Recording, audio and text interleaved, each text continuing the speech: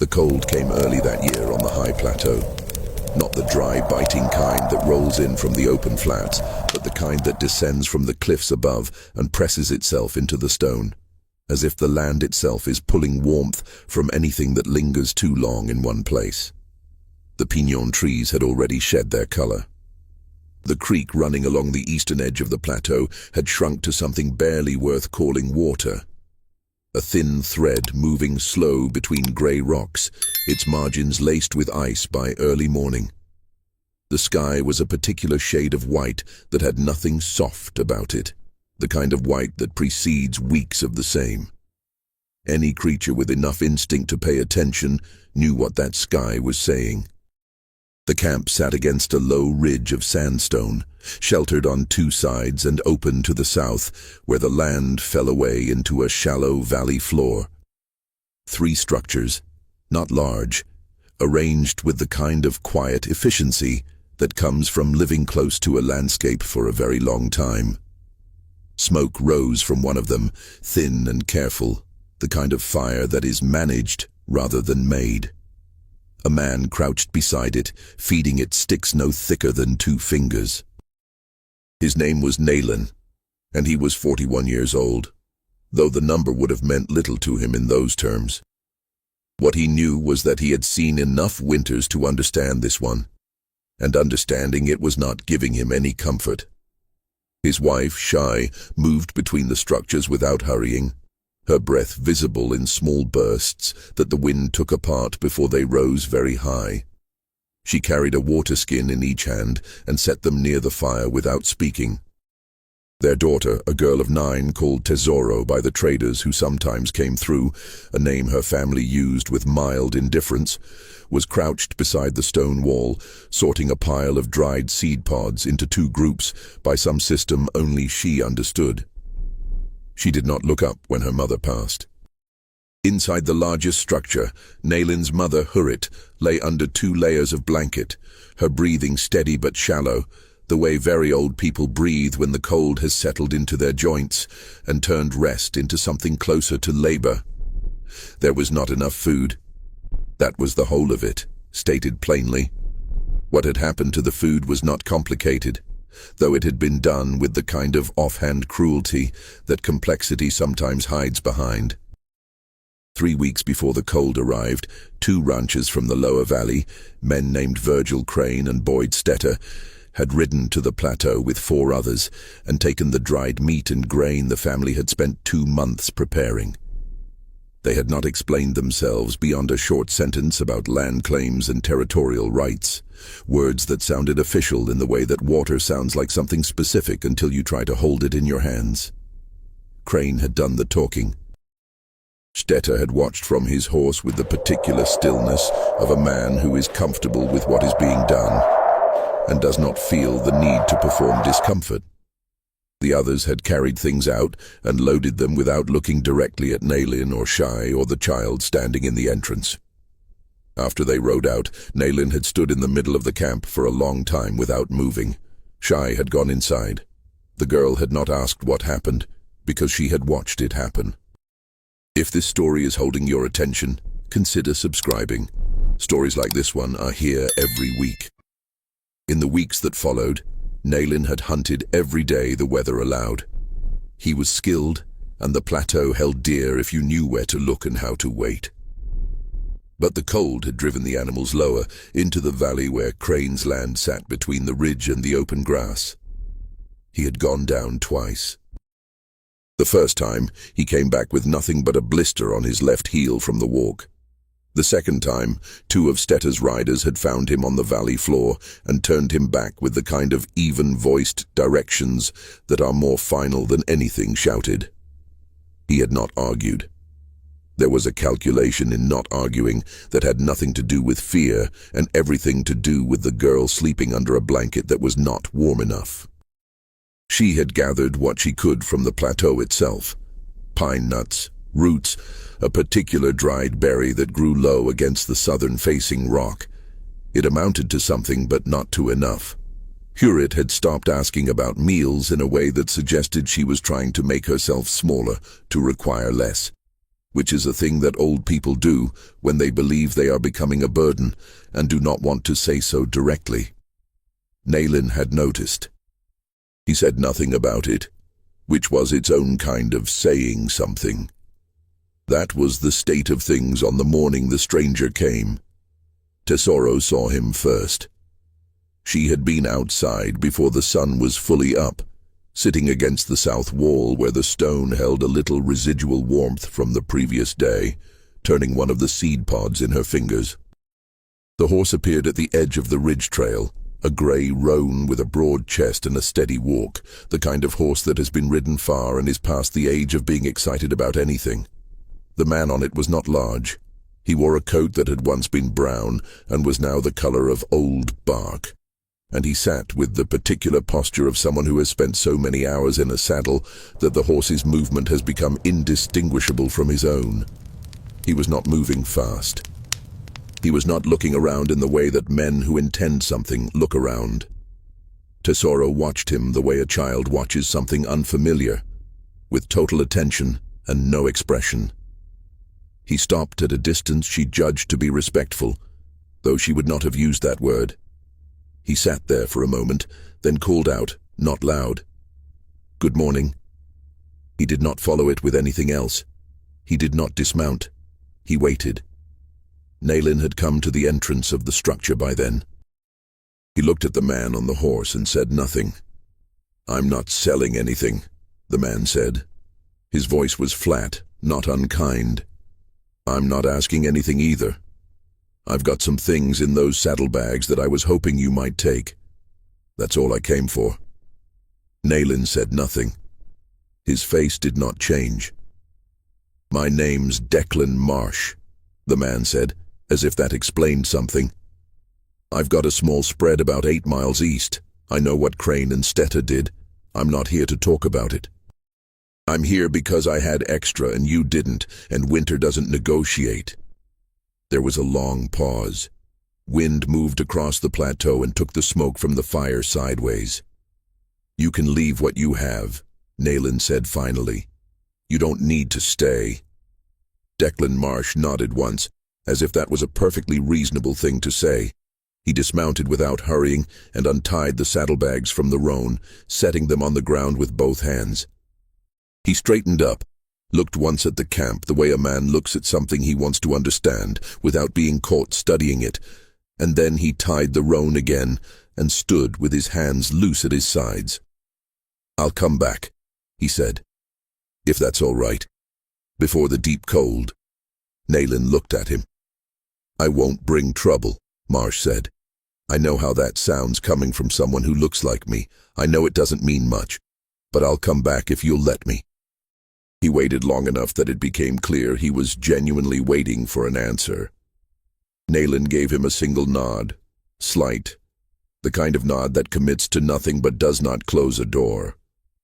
Declan Marsh mounted up and rode back the way he had come.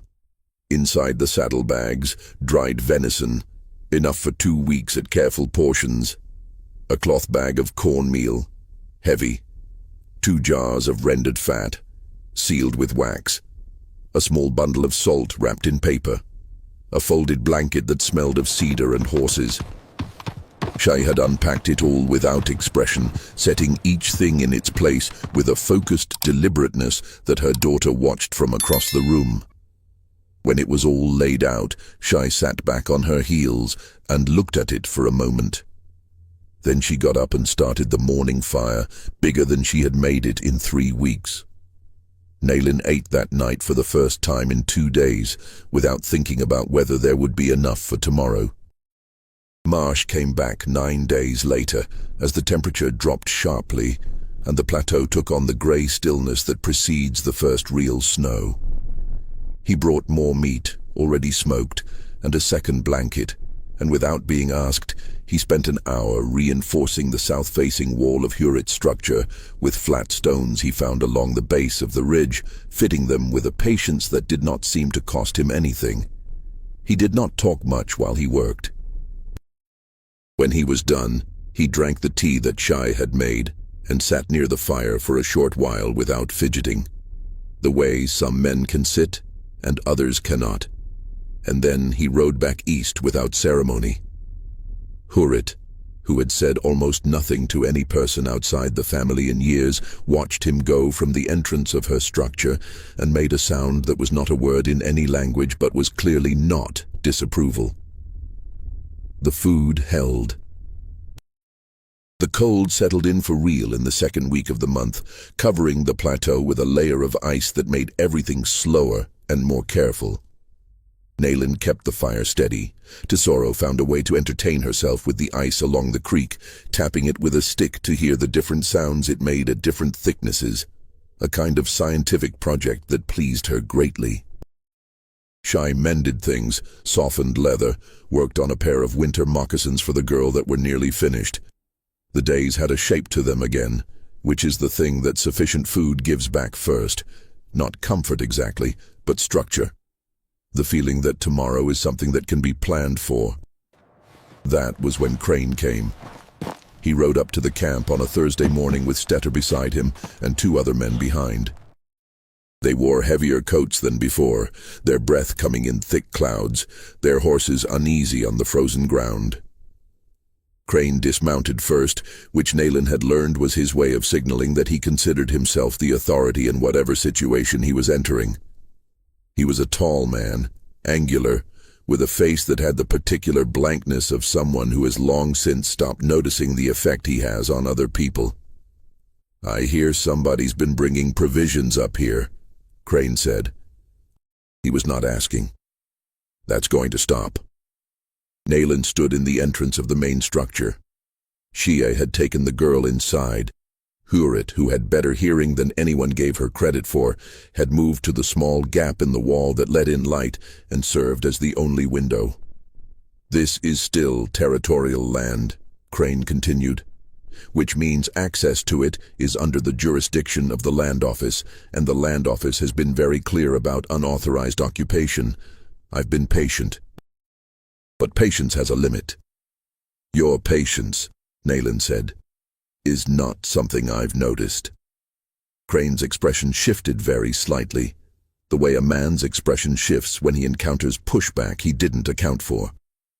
Stetter, still on his horse, rotated his jaw slowly, working at something between his teeth. "You can pack up and move east," Crane said. "There's a federal camp, 3 days' ride. We know where the federal camp is. Then you know it's the reasonable option here. I'm not looking for trouble." "You took our food before winter," Nayland said. "That is a kind of trouble that does not need looking for." Crane breathed out through his nose. "What happened before?" He stopped because a horse had appeared at the top of the ridge trail. The gray roan, moving at an unhurried walk. Declan Marsh came down the trail and stopped his horse at the edge of the camp without dismounting. He looked at Crane and Stetter and the 2 others with no particular expression, taking stock. "Crane," he said. "Marsh." Crane's voice had flattened. "This is none of your business." "I beg to differ." Marsh reached into his coat pocket, slowly, with the exaggerated care of a man making sure no one misinterprets the movement, and produced a folded paper.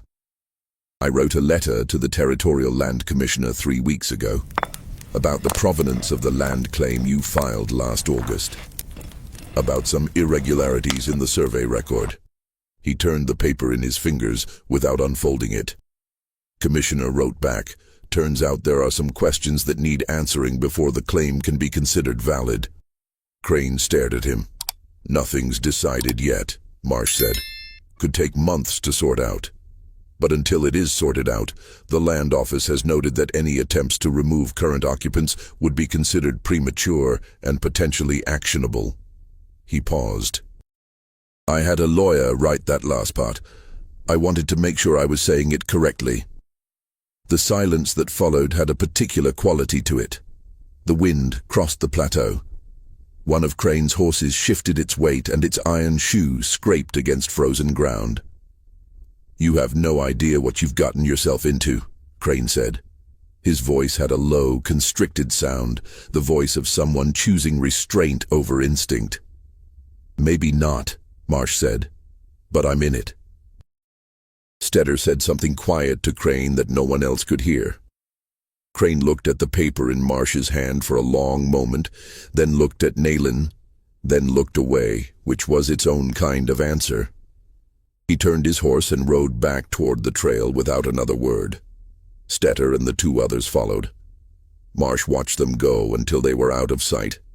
Then he dismounted, tied the roan to a post of sandstone that jutted from the ridge wall, and untied the saddlebags. "I brought more cornmeal," he said, "and some dried beans. They keep well." Nayland looked at him. "The letter, is it real?" Marsh set the bags down, every word. "Will it hold?" "For a while." He straightened up and looked east, the direction Crane had gone. "A while is something. It is a particular kind of courage that does not announce itself. Not the kind that arrives with noise and gesture, but the kind that shows up on a cold morning with saddlebags and a letter written to a bureaucrat and sits down beside a fire it was not invited to, and stays until there is no more reason to stay."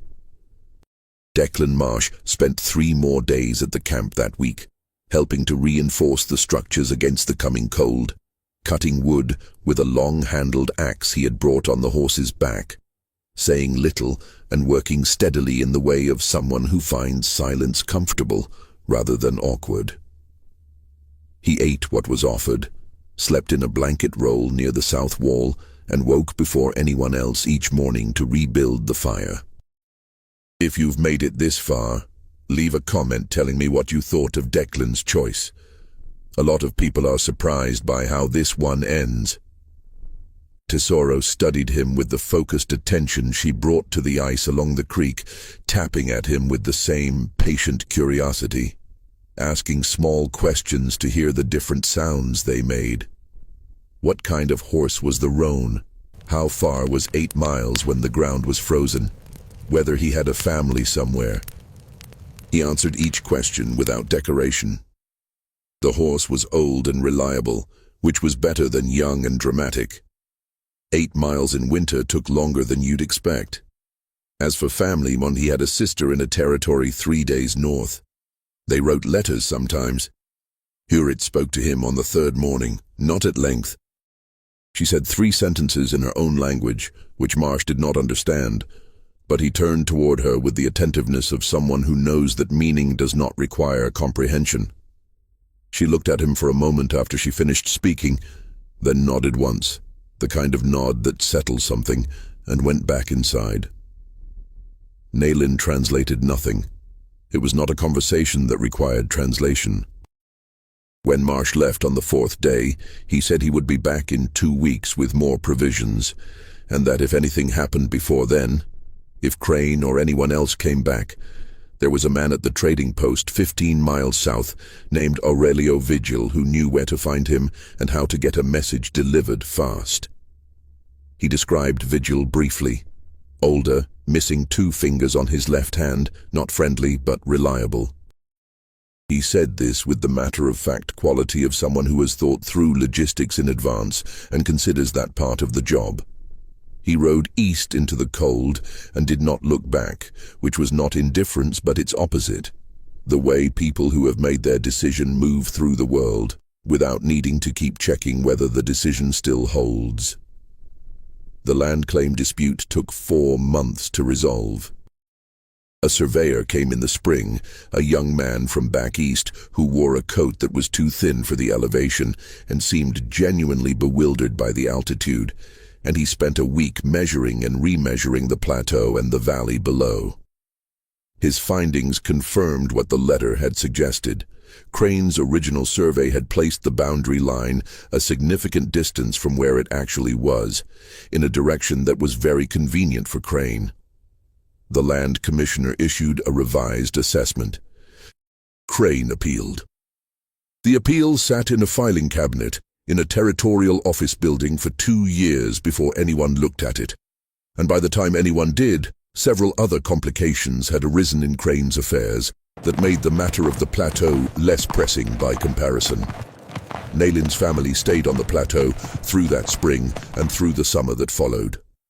Declan Marsh came by every few weeks, less frequently as the season warmed and the hunting returned to the ridge. He and Nayland developed the kind of acquaintance that does not require a lot of talking to maintain, built instead on small, repeated gestures. A share of game, a morning fire, the particular acknowledgement that passes between people who have spent time together in cold and difficulty and have not found each other wanting. Tesoro eventually taught herself to write in English from a primer that Marsh had brought in the spring, working through it with the same systematic patience she brought to the seed pods and the ice. She corrected his spelling once, in the 3rd year of their acquaintance, and he accepted the correction without any fuss, which she noted and filed away as relevant information about his character. Hurit lived to see 2 more winters. She died in the 4th spring, on a morning with real warmth in it, the first warm morning of the year. Nayland buried her on the ridge above the camp, where the rock was soft enough to work, and the view ran south all the way to the valley. The grey roan died that same year, quietly, in the way that old horses do. Marsh bought a younger horse, a bay with a white blaze that was faster and more energetic, and took a long time to settle into the steady walk of its predecessor. But it learned, eventually. The plateau looked the same in summer as it had that first cold morning. The sandstone ridge, the thin creek, the pinon trees. The camp remained where it had always been, against the south-facing wall of rock, smoke rising careful and thin on the mornings when the fire was kept small and deliberate, the way it is when managed by someone who understands what they have and what they need to keep it.